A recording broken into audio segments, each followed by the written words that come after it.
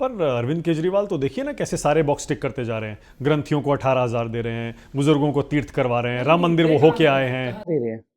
किस ग्रंथी को दे दिया? वो कह रहे हैं देंगे। नहीं, कहने की क्या वैल्यू है? जब आप 10 साल सरकार में रह चुके तो इमामों को दिया है, ग्रंथियों को नहीं दिया, पुजारियों को नहीं दिया। जिसको दिया है वो जनता देख रही है। जब चादर लगी फटने तो घोषणाएं लगी बटने। मतलब आप ये घोषणाएं ही बता रही हैं कि इस बार जमीन खिसक चुकी है।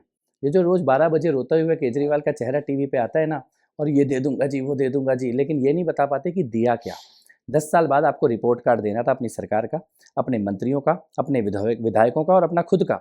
एक विधायक के तौर पर भी केजरीवाल अपना रिपोर्ट कार्ड नहीं दे पा रहे, और एक मुख्यमंत्री के तौर पर भी रिपोर्ट कार्ड नहीं दे पा रहे। आगे वो क्या देंगे इसका किसी को भरोसा नहीं है। देखिए राजनीति में, मानक जी, राजनीति में जीत और हार चलती है, लेकिन क्रेडिबिलिटी नहीं खत्म होनी चाहिए। केजरीवाल की क्रेडिबिलिटी खत्म हो चुकी है।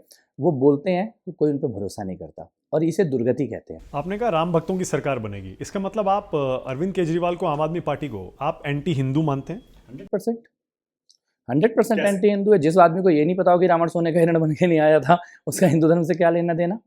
राम कथा का बेसिक ये तो आप मुस्लिम बस्ती में भी जाके पूछेंगे ना, तो उनको भी इतनी रामायण तो सबको पता है भारत में जो रहता है। पर अरविंद केजरीवाल के मुंह से ये बेसिक राम कथा का प्रसंग भी ठीक से नहीं निकला। इसका मतलब वो जड़ से कटे हुए हैं, जरा भी टच नहीं है। और दूसरी बात आप देखिए, कश्मीरी पंडितों के नरसंहार पे जो आदमी बदतमीजी से हंस सकता है, वो आदमी को कैसे मैं मान लूँ कि वो, उसको किसी भी धर्म से प्रेम है। जो आदमी ये कह सकता है कि भैया राम का तो मंदिर बनना ही नहीं चाहिए था, मेरी नानी मना करती है, नानी का वीडियो दिखा देते। कौन सी नानी नहीं मना करती है? आपके पेट में दर्द हो रहा था कि मंदिर कैसे बनेगा, इसलिए उसके खिलाफ। पर अब तो उसके बाद से तो बदल गए अरविंद केजरीवाल, सॉफ्ट हिंदुत्व पर चलते हैं। अब पढ़ा, सॉफ्ट हिंदुत्व पे नहीं चल रहे, उन्हें चलना पड़ रहा है। देखिए 10 साल अल्लाह अल्लाह, चुनाव आए तो राम लल्ला। उन्होंने तनख्वाह किसको दी? इमामों को दी।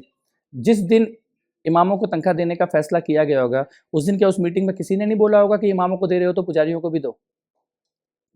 किसी ने तो बोला होगा ना, किसी के मन में तो ये ख्याल आया होगा ना। तब ये धर्मनिरपेक्षता या कोई भी चीज़, समानता कहाँ चली गई जब आपने सोचा कि हम हिंदुओं के मंदिरों में कुछ नहीं देंगे और मुसलमानों के इमामों को हम तनख्वाह देंगे। और अब तो ऐसा उन्होंने वो कर लिया है, जैसे मैंने कहा ना, सॉफ्ट हिंदुत्व, राम मंदिर वो होके आए हैं, बुजुर्गों को तीर्थ यात्रा करवा रहे हैं। ये तो चुनावी हिंदुत्व हुआ ना, ये तो चुनावी हिंदुत्व है। चुनाव आए तो आपने 10 साल किसके लिए डिलीवर किया, ये जनता पूछ रही है। आज आप बोलोगे कि भैया मेरे को अगली बार वोट दे दो, अगली बार करूंगा। पुजारी क्या इतने, आपने ये मंदिरों के पुजारी बहुत स्वाभिमानी होते हैं, मूर्ख भी नहीं होते आप, और उनके अंदर विद्वत्ता होती है। वो आदमी को दूर से देख के अंदर तक पहचान सकते हैं कि नीयत क्या है। उनको नहीं पता कि इस आदमी ने 10 साल इमामों को पैसा दिया। आज ये चुनाव, आज हिंदू एक हो गया, हिंदू एक हो गया तो इनकी मजबूरी है। अब तक ये हिंदू को बांट के और मुसलमानों को एक करके चुनाव लड़ रहे थे।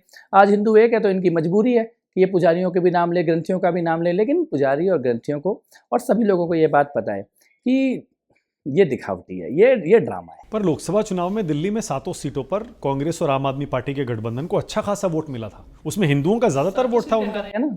7 में से कोई सीट जीते हैं क्या? यही परिणाम आएगा। देखिए लोकसभा चुनाव में तो लोगों ने पाखंड देख लिया।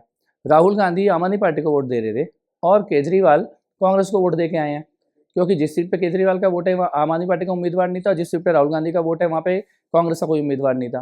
ये दोनों एक दूसरे को वोट दे के आए हैं। अभी ये लोकसभा के चुनाव में राहुल गांधी की गाड़ी में आम आदमी पार्टी के कैंडिडेट घूम रहे थे और केजरीवाल की गाड़ी में कन्हैया कुमार जैसे लोग घूम रहे थे कैंपेन करने के लिए। आज इन दोनों की लड़ाई किस बात की है? आज इन दोनों की लड़ाई मुसलमानों के वोट की है, इसके अलावा कोई लड़ाई नहीं है।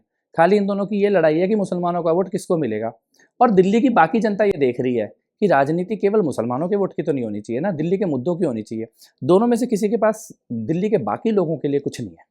मतलब हिंदू वोट नहीं देगा आप कह रहे हैं आम आदमी पार्टी? मैं ये नहीं कह रहा कि नहीं देगा, मैं ये कह रहा हूँ देने के बाद भी ये उनको हिंदू के बारे में कुछ सोचा नहीं। और हिंदू नहीं, हिंदू के बारे में, सिख के बारे में, मुसलमान के बारे में, किसी के बारे में नहीं सोचा। पानी देना चाहिए था ना, साफ पानी। साफ पानी क्यों नहीं दिया गया? ये केजरीवाल बोलते हैं कि उनके पास इंजीनियरिंग की डिग्री है। इस इंजीनियरिंग की डिग्री खाली शीश महल बनाने में काम आई, और इंजीनियरिंग की डिग्री तो कह रहे हैं मैंने थोड़े बनाया, वो तो पीडब्ल्यूडी ने बनाया है। पानी की लाइन क्यों नहीं डलाई पीडब्ल्यूडी से? वो पीडब्ल्यूडी को नहीं करनी थी क्या? ये सड़कें क्यों नहीं ठीक कराई पीडब्ल्यूडी से?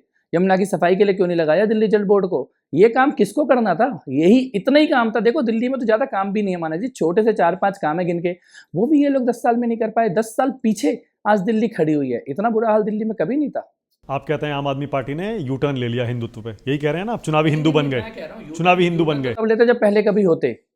चुनावी हिंदू मतलब यही हुआ ना कि चुनाव आया। अब हिंदू एक हो गया तो ये डर गए। अब इनको ये लग रहा है कि एक कैसे हो गए, ये इकट्ठे कैसे हो गए। तो इसके कारण इनको इनकी मजबूरी है